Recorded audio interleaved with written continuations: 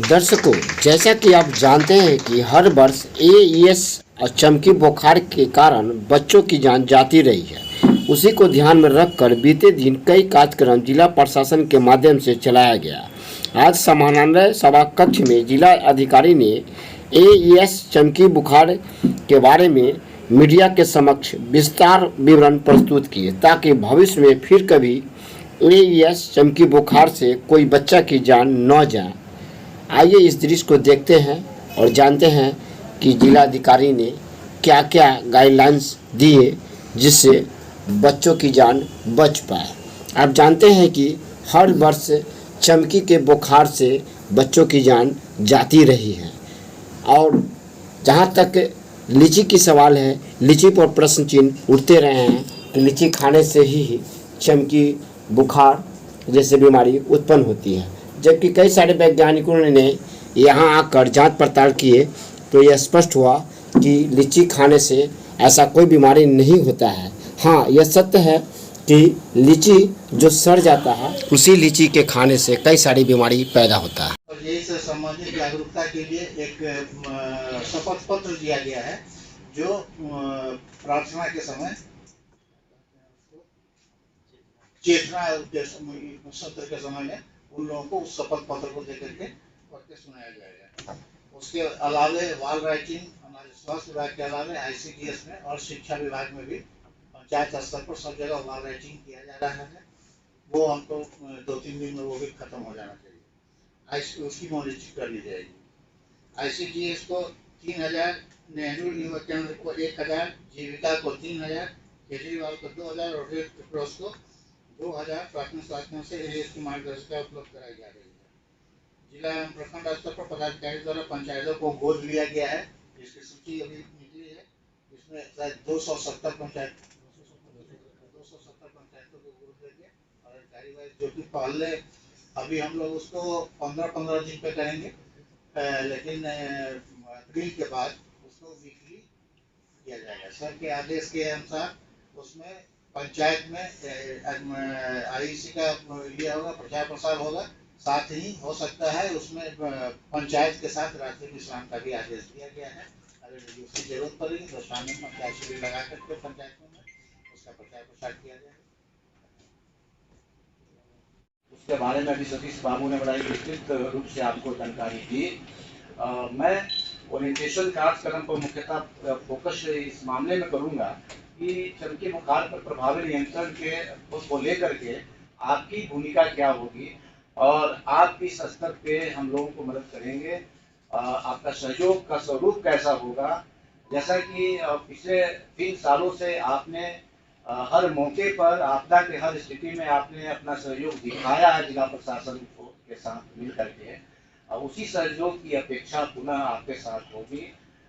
सबसे मुख्य पॉइंट इसमें ये है कि जो एईएस और चमकी बुखार को लेकर के जो भ्रामक चीजें कभी कभी आ जाती हैं मीडिया प्लेटफॉर्म पे, उससे हमें कैसे बचना है। आज जबकि सारे लोग यहाँ उपस्थित हैं तो मैं दरख्वास्त यही करूंगा कि अगर किसी भी तरह का कोई कंफ्यूजन की स्थिति पैदा होती है आंकड़ों के लिहाज से, खास करके जैसे कल ही हो गया था, कल ही एक मामला विवाद में आ गया था। मैं बता दूं कि अभी भी कुछ लोग कंफ्यूज होंगे तो मैं यहीं पे क्लियर कर देना चाह रहा हूँ।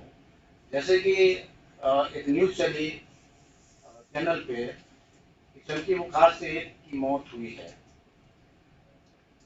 और दरअसल वो बाइट मेरा ही था और मैंने जो बाइट दिया था वो सही बाइट था। क्योंकि ये बाइट मिला नहीं एसकेएमसीएच से और स्वास्थ्य विभाग से, लोग बता नहीं पाए आंकड़ों को।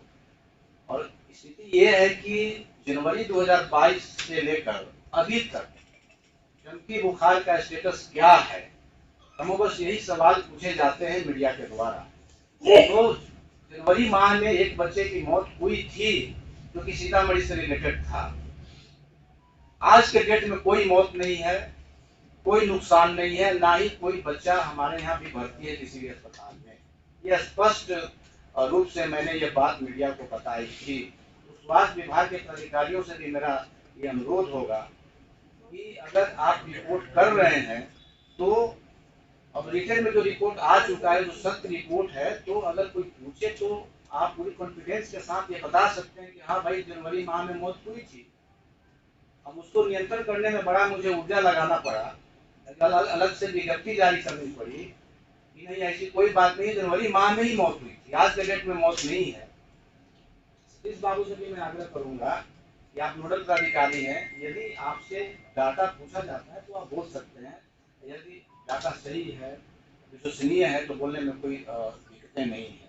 जी सर, एईएस को लेकर सर क्या कुछ एईएस को लेकर आज मीडिया के संवेदनशील और उन्मुखीकरण का कार्यक्रम आयोजित किया गया है। देखिए, एईएस को लेकर जिला प्रशासन पूर्णतः कटिबद्ध है कि कोई भी ऐसे केस जिसमें कि इंटरवेंशन करके उसको बचाया जा सकता है तो वो पूरा हम लोग प्रयास करेंगे। और दूसरा, हम लोगों की यह सोच है कि प्रचार प्रसार के माध्यम से लोगों को पूरी इसके बारे में जानकारी हो और यथासंभव एक भी केसेस रिपोर्टेड न हो। इसके लिए प्रत्येक पंचायत को एक एक पदाधिकारी के साथ टैग किया गया है, जिनको निर्देशित किया गया है कि प्रत्येक सप्ताह वह जा करके उन्मुखीकरण और लोगों को जागरूक करने का कार्य करेंगे।